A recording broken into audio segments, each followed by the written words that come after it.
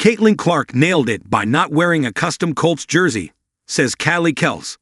Ever since the Indiana Fever drafted Caitlin Clark, she has represented the city to the fullest. The two-time All-Star does whatever it takes to push Indiana and the Fever to great heights. However, she draws the line at football. The team ball is life certainly applies to Clark. The 2024 All-WNBA member has played basketball her entire life, but it isn't her only love. Clark grew up a die-hard Kansas City Chiefs fan and remains so to this day. And now, no matter what may come, she is not going to give it up. Clark and her family grew up in Iowa, which isn't too far from Kansas City.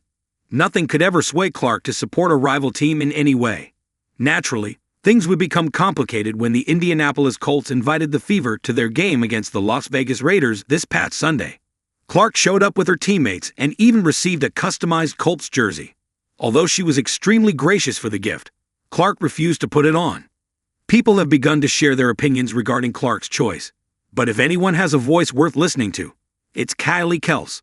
The wife of Philadelphia Eagles legend Jason Kelce had a big smile on her face as she spoke about Clark's actions. "Nailed it," Kelce said on the Not Gonna Lie podcast. "You nailed that. I co-signed this decision very hard." Some people may view Clark's reluctance to wear the jersey as disrespect, but Kelce implores that it isn't the case. Anyone who is a fan of a sports team can understand Clark's stance. You simply don't wear a rival jersey.